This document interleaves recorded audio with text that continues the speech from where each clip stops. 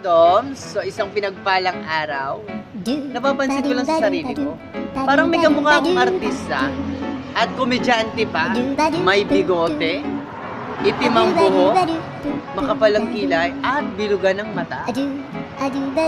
So, payat lang naman ako, sakto lang. Ngayon, kilala mo ba na ba siya? Alamin mo kung sino siya.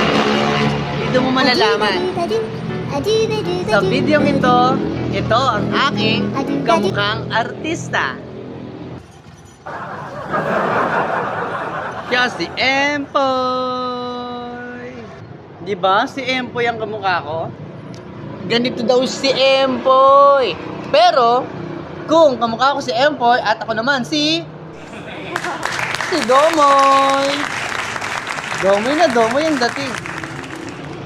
Oh, di ba? Kamukha ko si Empoy. At marami pa akong pwedeng maging kamukhang komedyante. Abangan sa susunod na video.